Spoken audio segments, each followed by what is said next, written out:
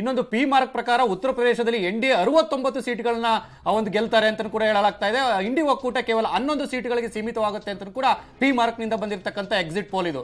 ಅಂದ್ರೆ P mark ಉತ್ತರ ಪ್ರದೇಶದಲ್ಲಿ ಈ ಬಾರಿ ಎಲ್ಲೋ ಒಂದ್ ಕಡೆ ಆ ಒಂದು NDA ಒಕ್ಕೂಟ ಏನಿದೆ, ಆ ಒಂದು ಬಿಜೆಪಿ ಏನಿದೆ, ಅದು ಒಂದ್ ರೀತಿಯಲ್ಲಿ ಕುಗ್ಬೋದು ಅಂತ ಹೇಳ್ತಾ ಇದ್ರು.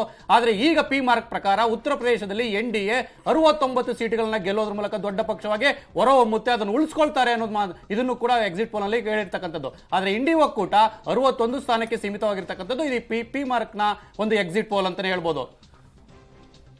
ಇನ್ನುಳಿದಂತೆ ಎಲ್ಲ ಒಂದ್ ಕಡೆ ಈಗಾಗಲೇ ಆ ಒಂದು ಇಂಡಿಯಾ ಟುಡೇ ಪ್ರಕಾರ ಕರ್ನಾಟಕದಲ್ಲಿ ಆ ಒಂದು 20 ರಿಂದ 22 ಸ್ಥಾನಗಳು ಬರುತ್ತೆ. ಆ ಜೊತೆಗೆ ಆ ಒಂದು JDS ಕೂಡ 1 ರಿಂದ 3 ಸ್ಥಾನಗಳು ಬರುತ್ತೆ, ಜೊತೆಗೆ ಕಾಂಗ್ರೆಸ್ 5 ರಿಂದ 7 ಸ್ಥಾನಗಳು ಬರುತ್ತೆ ಅಂತಲೂ ಕೂಡ ಕೊಡ್ತಾ ಇರತಕ್ಕಂಥದ್ದು. ಒಟ್ಟಾರೆಯಾಗಿ ಕರ್ನಾಟಕದಲ್ಲೂ ಕೂಡ ಬಿಜೆಪಿ ಮುಂಚೂಣಿಯಲ್ಲಿ ತೋರಿಸ್ತಾ ಇದೆ ಎಲ್ಲ ಒಂದು ಎಕ್ಸಿಟ್ ಪೋಲ್ಗಳ ಪ್ರಕಾರ. ಅಂದ್ರೆ ಈಗಾಗಲೇ 4 ಎಕ್ಸಿಟ್ ಪೋಲ್ ಬಂದಿರತಕ್ಕಂಥದ್ದು. 4 ಎಕ್ಸಿಟ್ ಪೋಲ್ ನಲ್ಲೂ ಕೂಡ ಕರ್ನಾಟಕ ಆ ಒಂದು ಬಿಜೆಪಿ 18 ರಿಂದ 22, 23 ಈ ರೇಂಜ್ ಅಲ್ಲೇ ತೋರಿಸ್ತಾ ಇದ್ದಾರೆ.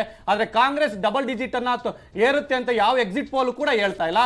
ಇನ್ನುಳಿದಂತೆ JDS 1 ರಿಂದ 2 ಅಥವಾ 3 ಸ್ಥಾನಗಳನ್ನ ಗೆಲ್ಬಹುದು ಅಂತ ಕೂಡ ಎಲ್ಲ ಎಕ್ಸಿಟ್ ಪೋಲ್ಗಳು ಕೂಡ ತೋರಿಸ್ತಾ ಇರತಕ್ಕಂಥದ್ದು. ಒಟ್ಟಾರೆಯಾಗಿ ಡಬಲ್ ಡಿಜಿಟ್ ಕನ್ಸರ್ನ್ ಕಂಡಿರ್ತಕ್ಕಂಥ ಕಾಂಗ್ರೆಸ್ಗೆ ಈ ಒಂದು ಎಕ್ಸಿಟ್ ಪೋಲ್ ನಲ್ಲಿ ಮಾತ್ರ ನಿರಾಸೆ ಆಗಿದೆ. ಆದ್ರೆ ಬರುವಂತಹ ಪ್ರಮುಖ ರಿಸಲ್ಟ್ ನಲ್ಲಿ ಯಾವ ರೀತಿ ಬರುತ್ತೆ ಅಂತ ಕೂಡ ಕಾದ್ ನೋಡ್ಬೇಕು. S Sukhesh sir, P mark ಉತ್ತರ ಪ್ರದೇಶದಲ್ಲಿ NDA 69 ಅಂದ್ರೆ ಕಳೆದ ಬಾರಿಗಿಂತ ಇನ್ನೂ ಇಂಪ್ರೂವ್ ಆಗುತ್ತೆ ಅನ್ನೋದನ್ನ ಹೇಳ್ತಾ ಇದ್ದಾರೆ. ಈ ಕಡೆ ಇಂಡಿ ಒಕ್ಕೂಟ 11 ಅಂದ್ರೆ ಸಣ್ಣ ಮಟ್ಟಕ್ಕಾದ್ರೂ ಸುಧಾರಿಸಿಕೊಳ್ಳಕ್ಕೆ ಒಂದು ಅವಕಾಶ ಇದ್ದಂಗೆ ಕಾಣಿಸ್ತಾ ಇದೆ ಅನ್ನೋ ರೀತಿಯಲ್ಲಿ ತೋರಿಸ್ತಾ ಇದ್ದಾರೆ.